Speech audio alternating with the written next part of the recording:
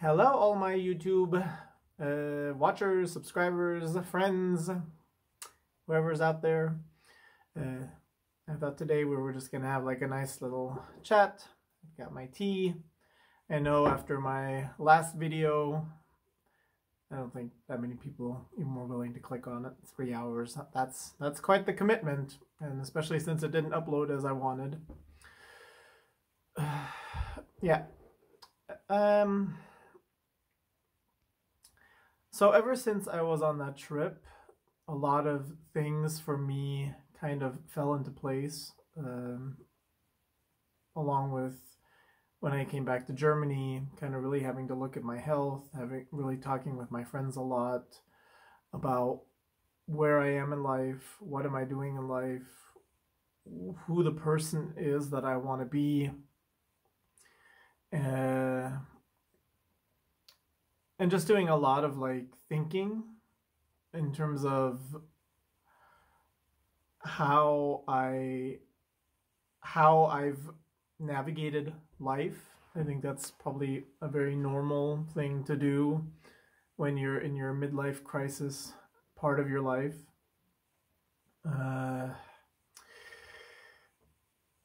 You know, I got a comment a couple of weeks, probably I think it was, yeah, I don't know, a couple of weeks ago, and this one person, he wrote something where he was like, oh, you just seem like such a miserable person. They said it as an insult, and to kind of be like, you're off-putting or whatever. And I think this is one of the first things that I was kind of thinking about yesterday when I was contemplating making another video about how one of the first things that I find causes me a certain amount of cognitive dissonance in life is how very different people see me and react to me based off of whether or not they consume my content on YouTube versus if they know me in real life. Because I would say that for the most part on YouTube, I don't want to say everybody, but I've gotten enough comments related to me seeming like I'm mean or hateful or miserable or just a person full of hate, disappointment, and I got enough comments like that through my YouTube channel that has made me kind of feel like maybe I owe you guys an explanation, or maybe I've explained this to you guys before, because it's very weird to me, because in the real world, I am actually somebody that I think is very well liked. I'm somebody who is very polite, who is very considerate, who carries themselves with dignity and respect.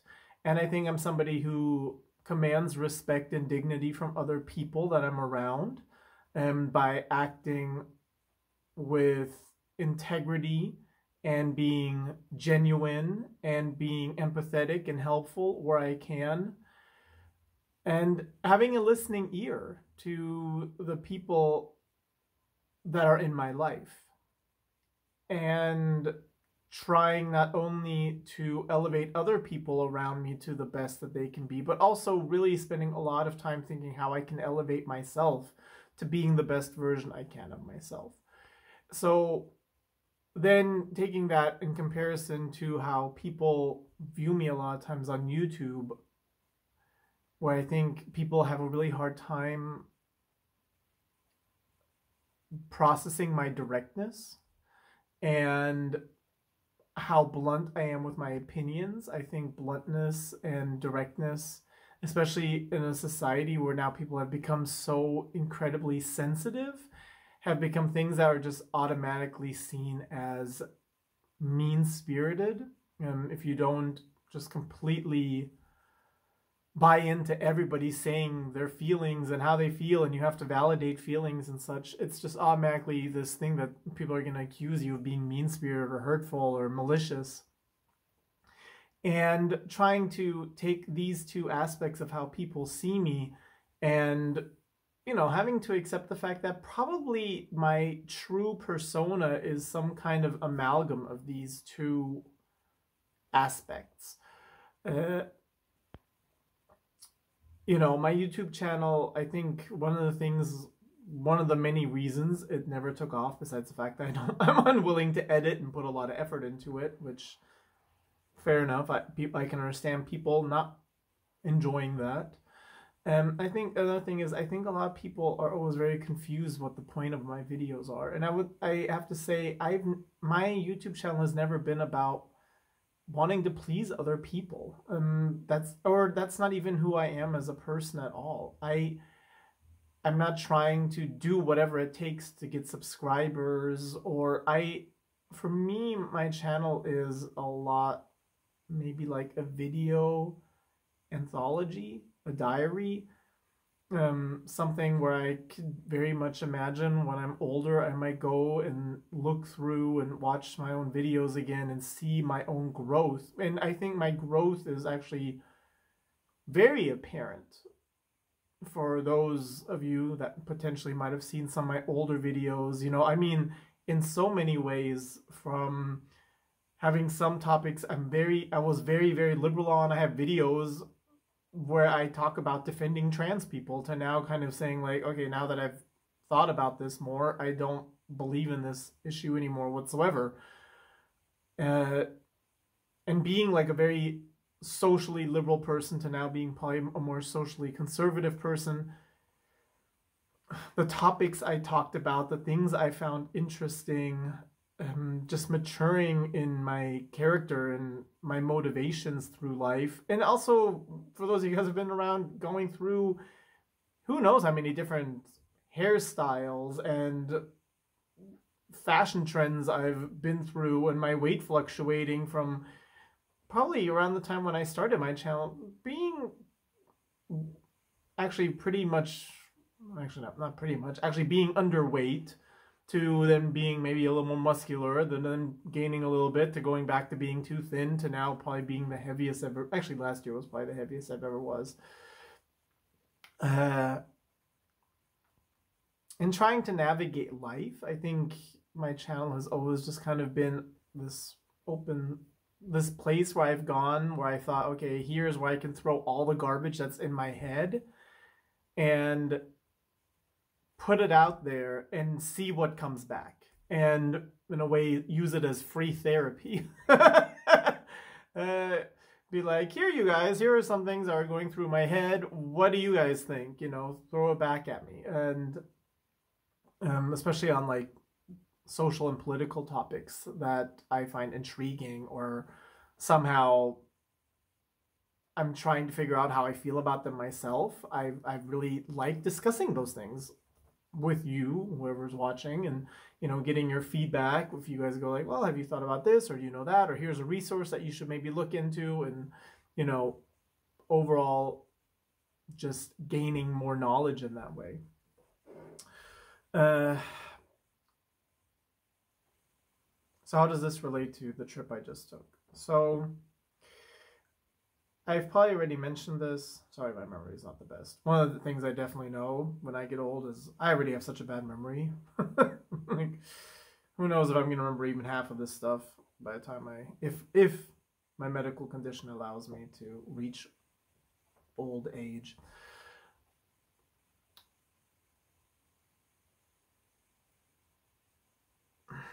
One of the things this trip really, in this last year, coming back to Germany,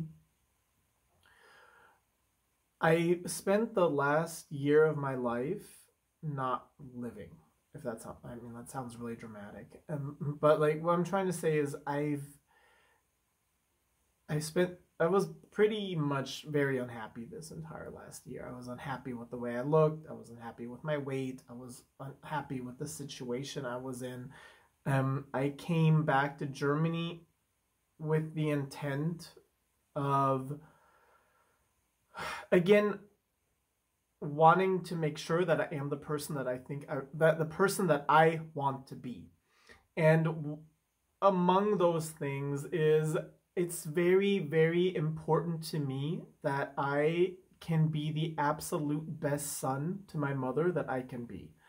I want to be the absolute best brother to my sisters I can be. I want to be the absolute best uncle that I can to my niece and nephews. And I want to be the absolute best friend I can be. And, you know, if I was in a relationship, I want to be the absolute best boyfriend I could be. I want to be the best coworker I can be. These are all things that are just that really drive me. And especially in the kind of society we live in nowadays, I think the world is kind of divided into two sets of people. And there's the type of people, and I think this is, I don't know where this comes from. Maybe some of you guys have some kind of hypothesis about this, that there's people who internalize everything and try to seek within themselves what they did wrong that created whatever situation that they're in, and the people who externalize everything and try to find blame in everybody else as to why their life isn't the way they are. And I kind of, my own personal belief is that it probably somehow is related to how we rear children. If I look at my parents, my grandparents' generations, it seems a lot more people internalized situations and found the fault within themselves as to why things were not going as they want. Why I feel like my own generations also, and the ones following, most people, not everyone of course, but like a lot more people are starting to externalize everything, right? It's like, I can't get ahead in life because you hate fat people. I can't get ahead in life because my boss hates black people. I can't get ahead in life because the patriarchy is against women. I can't get ahead in life because everybody oppresses gays or whatever. And that's just not who I am.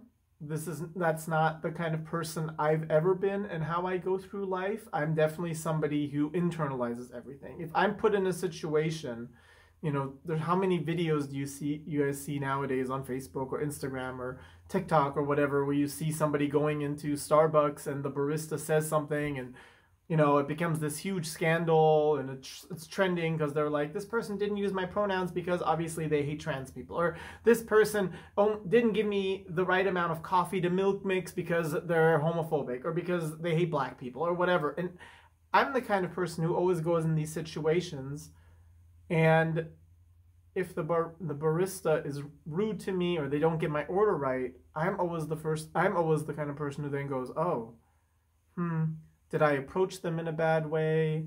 Maybe I said something that they didn't appreciate, or, you know, whatever. I'm not the kind of, but I would never be the kind of person to be like, it's, you know, that would initially be.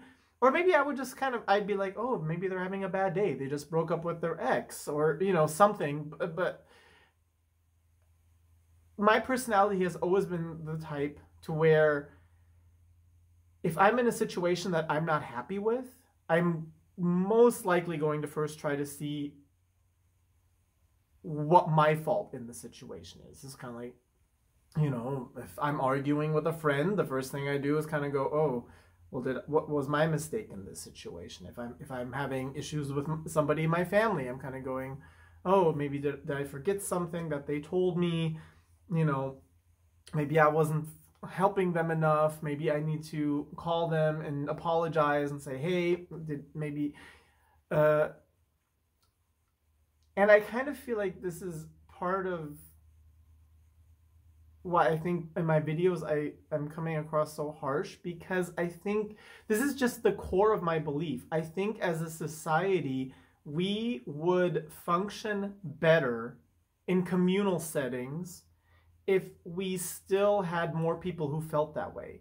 You know, when you go out into a public setting, if more people would kind of go, oh, what can I do in this public bus to make everybody else feel at ease? So maybe I can sit and not take up that much space. Maybe I can make sure that I bathe. Maybe I don't blast my music, or I don't talk really loud with my friend on the phone, or, you know, and this is something that is so much getting lost, I think, in modern society, where less and less people feel this way, right? Everybody gets on the bus, and I think there's even one of the YouTubers I watch, she said, like, it was like movie main role of the movie personality or something like that, where you think that you are the main character of the film that is your life and everybody else is just an extra. So of course you're entitled to putting your feet on the seat in the bus, and of course you're allowed to, you know, just wear a bikini when it's completely not appropriate. Of course you're allowed to bring your service animal into the restaurant and have it eat off the plate when other people are trying to enjoy their, because everything revolves around you, right? And everybody has to deal with, and this is one of the reasons why I always talk so much about the pronouns and stuff. I'm kind of, all these issues that we're seeing in society about so many things, they wouldn't exist if everybody would be willing to spend a little bit more time thinking, how can I make sure that I'm as unoffensive to other people as I possibly can? Of course, to some degree, you have to push boundaries, right? Or otherwise there would be no progress in society. But, you know, to just blatantly expect everybody else to deal with making sure that you are as comfortable as possible, no matter how uncomfortable it makes them, that's just not my personality, and that's not who I am. Why am I talking about this? I think something that it just always gets lost, I think, on YouTube, and my closer friends, they know this about me and they recognize about me, is that I think a lot of people don't understand, as much as I talk about maybe these all the different topics that I do, and it seems that I'm being very harsh and mean-spirited stuff, there is nobody who I am more critical of and who I hold to a higher standard than myself. Nobody. And so much of my adult life is about constantly wanting to make sure that I am the best version of myself that I can be. So bringing it back to being here this year, you know, I put my life on hold because I want to be here and be supportive of my aging mother, of my very sick sister. I want to be there for my friend who just, you know, adopted a child. I want to make sure that I can unload her burden as much as I can. I want to be somebody who, you know, just is somebody people can rely on and somebody that people come to, and even if it's at the detriment of my own happiness or mental health or whatever, this is the kind of person I want to be. And in that sense, this last year has really, really taken a lot out of me, because I have given a lot of myself to other people. And I do it because I want to. So I don't want anybody to be like, well, you know,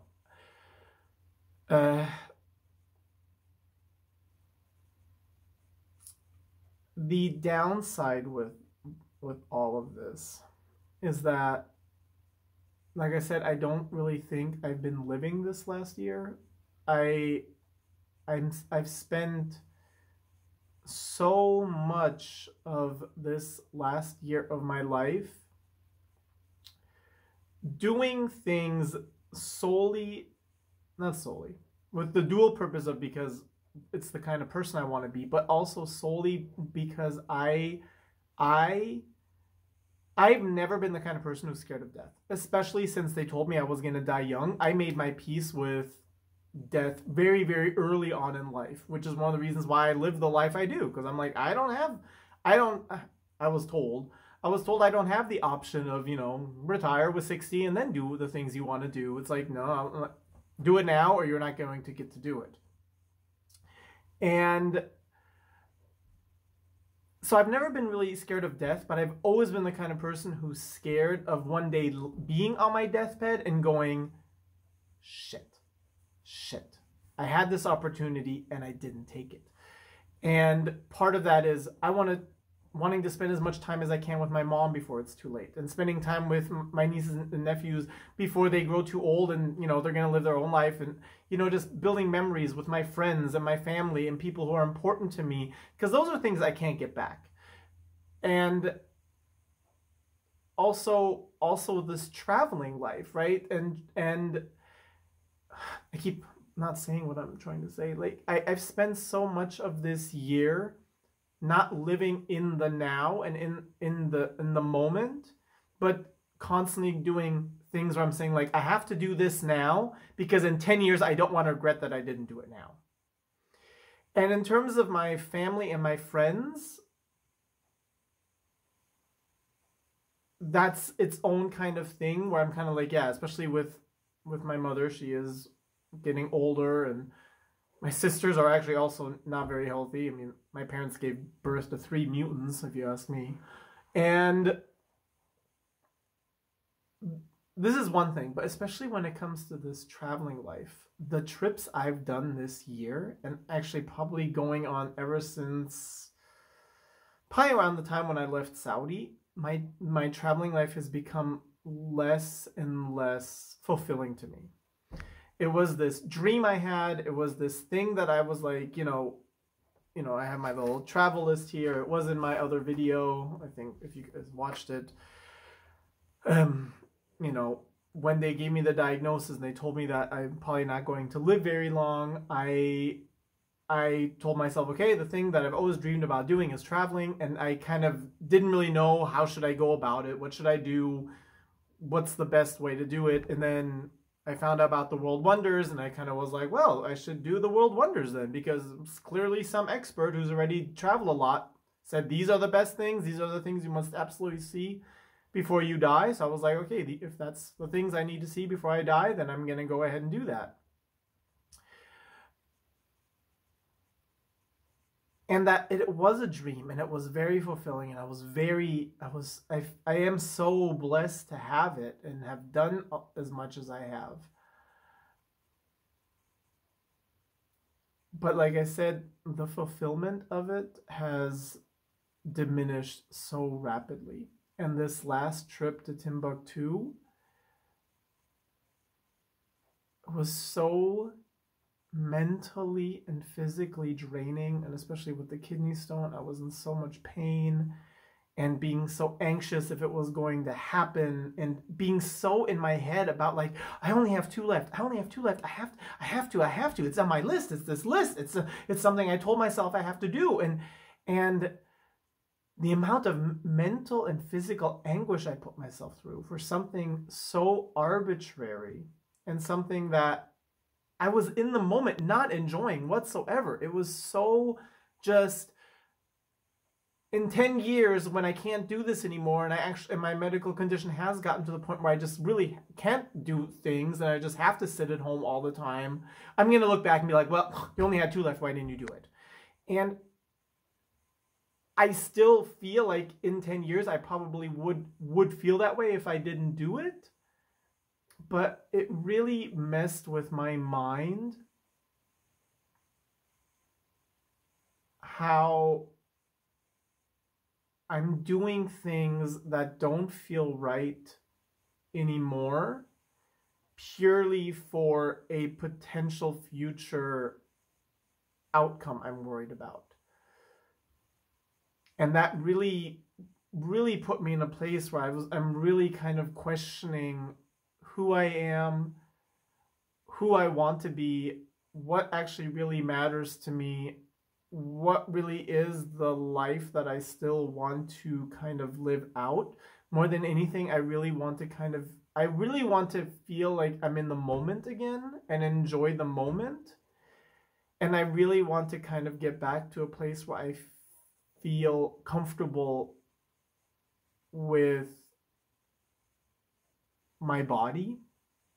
This has been another thing that's been very difficult for me in this last year, because I did gain a lot of weight. I was over 90 kilos. I was probably 96 kilos or something at the height of my, and trying to find this middle ground, this middle ground of where I can accept reality. You know, and the reality is I'm not 20 years old anymore.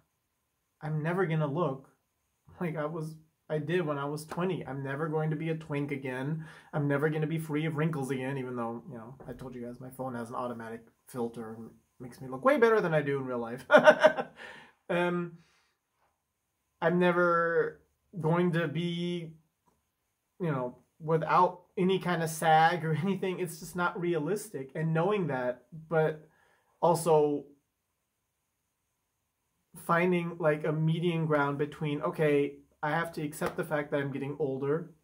I have to accept the fact that there's certain things that just don't feel right for me anymore. But also not then just going, well, if I can't look how I did with 20, that also doesn't mean I can just completely let myself go and just be like, well, whatever, I'll just become 140 kilos. And the same thing with my travels. I'm like, I know that I'm going to finish this list, but also wanting to be able to get back to a point where I can find enjoyment in doing it. So I'm having a lot of like spiritual, mental, physical things where I'm not where I thought I was going to be at this age. And I haven't yet become the person that I know I want to be completely. There's still a lot where I can grow intellectually. I could still do more in terms of being physically more active and healthy and caring about myself, and from a spiritual level, just being continuously working on being more humble and more grateful and more thankful. This is another thing that I really struggle with, because I am very well aware of how blessed my life is, and to keep that somewhere within my vision of saying, you know, when something really stupid happens, like, I don't know, I'm still working, trying to figure out this visa for the last place that I'm wanting to go for this chapter of my life. And there's been some roadblocks and just really, really blowing things out of proportion in a way that is not necessary. And just kind of working on also just kind of going like, okay, let's just come back to this place of being grateful. And I think that's just another aspect that I think overall in society is getting lost. We have lost the ability to first kind of look at ourselves and the things that we are doing wrong that are causing us to be in the situations we are, or potentially making other people, taking away from other people's liberties and freedoms and comfort. And also we've completely lost the ability to be grateful. And, you know, especially if you live in the Western world, we have so much to be grateful for. You know, we do have the opportunities, the freedoms, you know, the comfort that we grow up in. Even, you know, I always tell people things when I travel the world. If you guys did watch my Mali video, the Western world, we don't have poverty like they do in other parts of the world. So even people wanting to complain about the evils of capitalism, and it's like, I can only get an iPhone 7 when my friend has an iPhone 15 or whatever they're on, you know, instead of taking a gratefulness and kind of going like, wow, I can get an iPhone 7. I can drink water out of the tap without having to worry that, you know, I'm going to die from it. I can go to the supermarket and there's food. Maybe it's not the food that I want, or I can afford all of it, but it's accessible, right?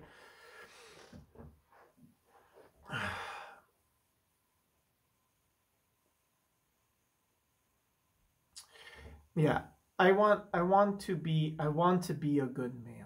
I want to be a good man. I want to be a man that people feel they can trust, that people feel they can come to and talk to. I want to be the kind of man that people want to give respect because I'm genuine and I show them that I have integrity. I want to be the kind of man who can be a role model to my friends and family, and especially to my niece and nephews. Like I want to be a man who can go into his grave and be proud of how I lived. And I'm just not quite there yet. And there's some things that, yeah, I want to finish this chapter. I want to finish this chapter with some joy. I want to work at being in a place where I'm comfortable with my body again, but again, within what is realistic to where I am in life and my age and my medical condition, and also in a way that is healthy to who I am. And, you know, one of the traps that is very easy for me to fall into is the vanity trap. Because when I was younger, I was considered an attractive man, you know. Nowadays, nobody would fuck me with a 10-man. They wouldn't touch me with a 10-foot pole, right? But, like, it's something that I'm constantly... It's a struggle I probably will carry with the rest of my life, knowing that at one point in time, I could easily get a guy and, you know, not wanting to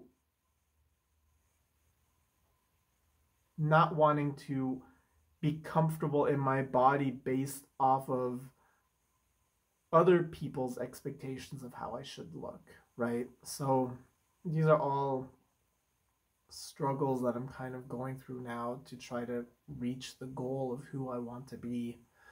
And so if you guys watch my channel and sometimes I come across and it seems like I'm mean-spirited or I'm bitter or whatever, I do, you know, I want you guys to know that I'm not. I'm not a mean-spirited person. I'm not a person who is miserable and angry. I just see that there's so much potential, not just for my own growth, but in people in general. And something is so wrong in Western society now, where all we're doing is trying to convince people that they should be the most base version of themselves they can. You know, just don't care at all about your health. Don't you know, if somebody doesn't want to screw you, even though you're 360 pounds and all you eat is donuts, you know, don't try to be healthy. It's them. They're hateful. You know, don't try to actually fix what is potentially wrong with you and go maybe see a therapist or whatever. No, then, you know, play these stories about wanting different pronouns and being a different gender and not being able to just actually fix what is really at the core wrong. You know, don't, you know, I always talk about monogamy and gay, and it's like all this sleeping around and glorifying it and all this kind of stuff. And I'm like, I truly believe that you are decreasing your own value, the way you see yourself. You get to the point where you actually believe that all you are is a piece of meat. And I just see so much more potential in humanity and in society if we could counterfight this push now to make all of us feel like we're going to be perpetual victims. And we have to glorify our victimhood and lean into all of these aspects of our personalities that are not good. One of the most glorious things about being a human, one of the only things that really sets us apart from the animal kingdom, is our capability and our wish to grow beyond just our base nature. And I get frustrated. I get frustrated because I believe people could do it if they would be given the right messaging, which is work on yourself. You know, you can be more, and you know, I don't know.